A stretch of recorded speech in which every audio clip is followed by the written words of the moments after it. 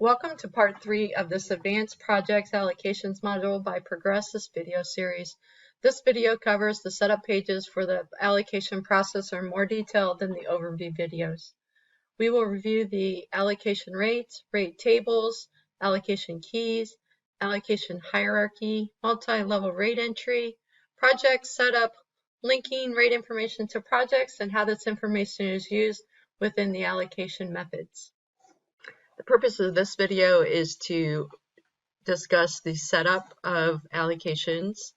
First of all, we need to set up our rate tables and rate types. We need to also have an allocation method set up. These rate table and rate types feed to the hierarchy screen so we can identify rates.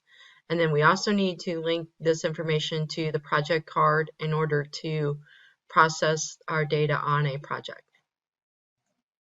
From a setup perspective, you'll see that I go to our setup and then choose allocation rate types and tables. I will show you on the allocation method first where this all comes together.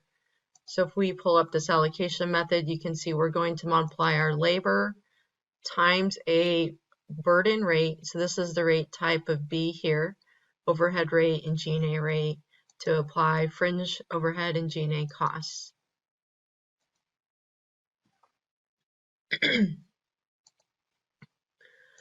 The first thing is set up a rate type. This is usually a one-time setup at the beginning, and then you may maintain rates as you move forward for projects and specific customers, but usually we would set these rate types up one time. It's pretty straightforward that we've set up just a burden or fringe rate. We have a G&A rate and an overhead rate as well.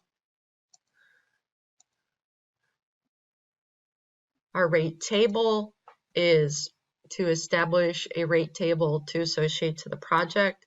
So there's only one rate table set up on each project, and usually there probably will be just one rate table system-wide as well.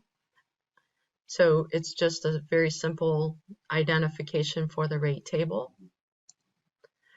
And then the next step is to link that rate table to a project. So if I come to my project card, I've basically, in the allocation setup, I basically said I want to use the allocation rate table as standard, and then I will then go to the rate hierarchy table to set up the relationships and set up the rates.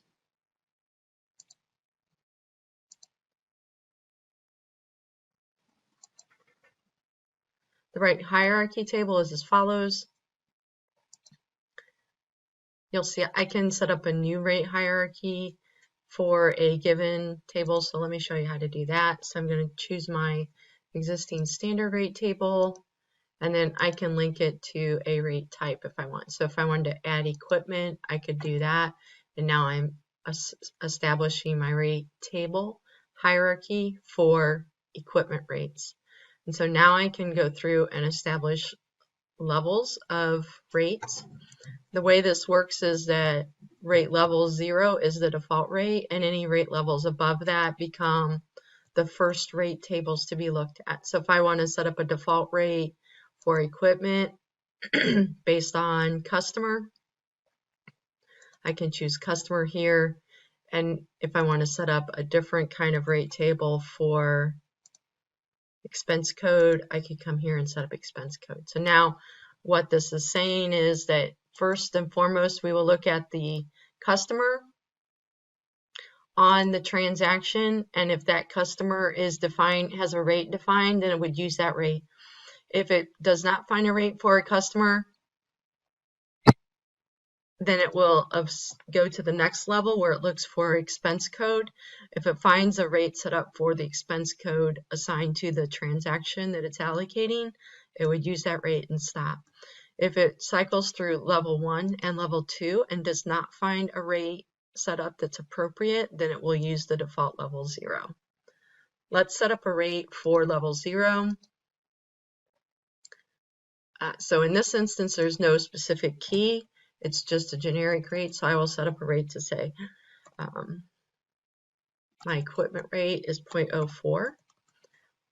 Now, I can set up a new rate effective 1/1/21. Maybe I want to have an effective rate of 0.05 as of that date. And that's all we need. The other thing is that we have direct rate and billing rate. So when a transaction is created from the allocation process, it will insert a new record into the project ledger entries. When that ledger entry is inserted, it needs to know if it needs a cost and or a price. And so we can set up different rates for cost than we can price. If we plan on billing the same rate as we are charging for the cost, then these would be the same.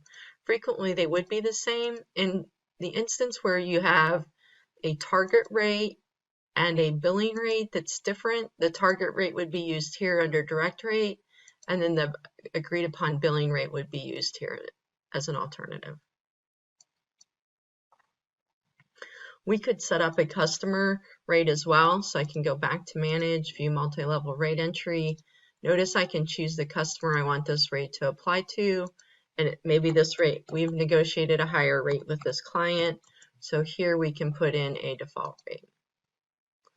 And then this is an example that we could set it up based off of expense code, same concept. I can come in here, choose which expense code it applies to.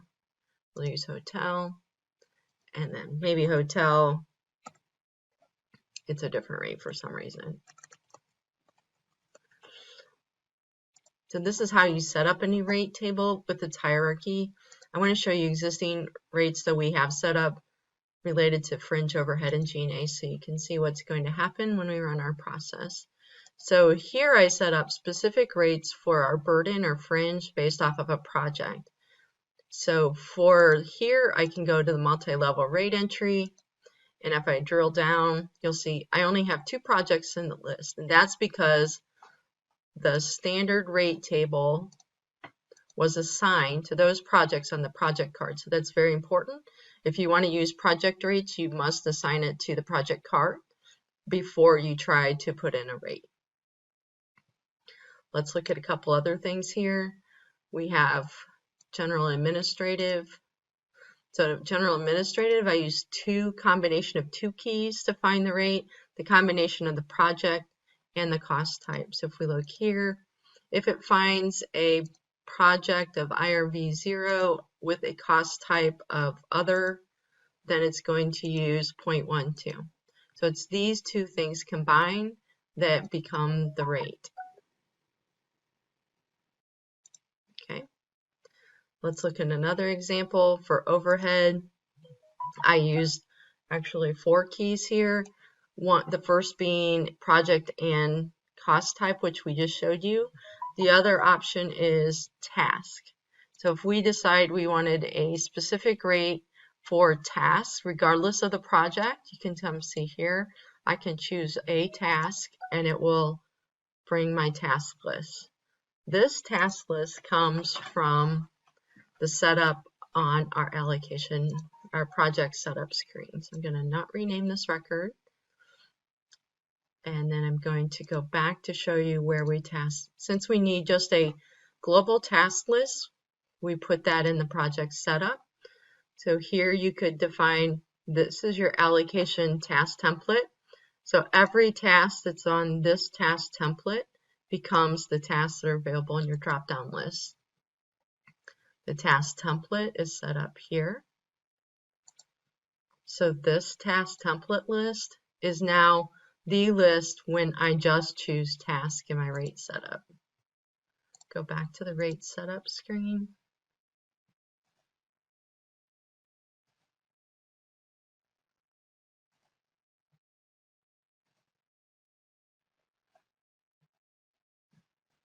And when I click here and do manage, I see the same list as that task template I just showed you.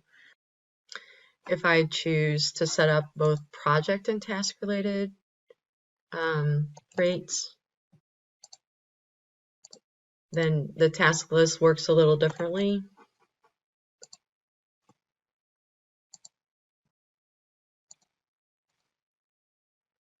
When I choose the project, then the task list that is displayed here is the task list from the project. So this may not match the template. it's going to use just the task list that's been assigned to the project, and that's on the project card.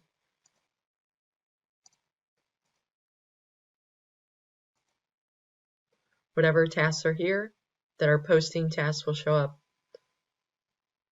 when the combination of project and task are used. The last concept we want to discuss is the concept of allocation keys. The allocation keys are what we see here in the hierarchy screen. So these are the keys. These have been defined in the following setup screen. These cannot be changed or modified. They are predefined keys that we've established in the system. At this time, new keys cannot be added, but any existing key that's here can be used to set up rates. Thank you for your time in reviewing our video on allocation rate setup and Progressus Advanced Projects allocations.